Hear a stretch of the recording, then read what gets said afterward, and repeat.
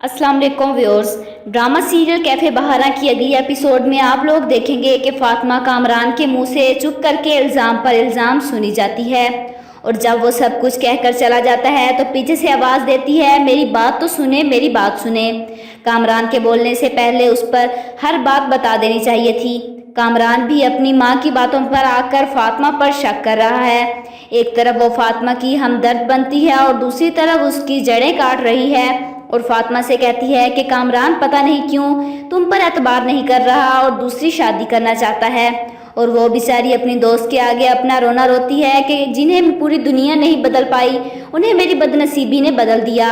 वो दूसरी शादी का सोच रहे हैं। अब बस फरद के सामने फातिमा की हकीकत आ जानी चाहिए, नहीं तो ड्रामे में देखने के लिए कुछ भी नहीं बचेगा।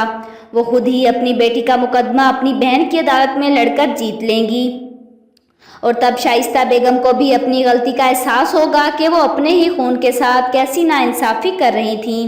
अहमद की माँ को अपने बेटे या बेटी की शादी की फ़िक्र नहीं है, बेफिक्र है तो बस इतनी के शाइस्ता बाजी क्या सोचेंगी कि अहमद खुद तो मिलने नहीं आता फातिमा से, लेकिन उसकी दोस्त के हाथ पैगाम भेजता है क्योंकि फातिमा की दोस्त को उसके घर का रास्ता भी अहमद ने ही बताया था।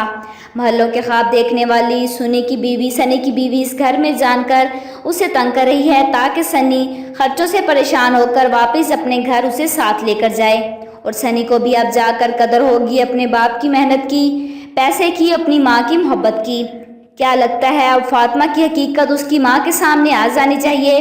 कमेंट बॉक्स में अपनी राय का इजहार ज़रूर कीजिएगा और साथ ही साथ मेरे चैनल को भी सब्सक्राइब कीजिएगा।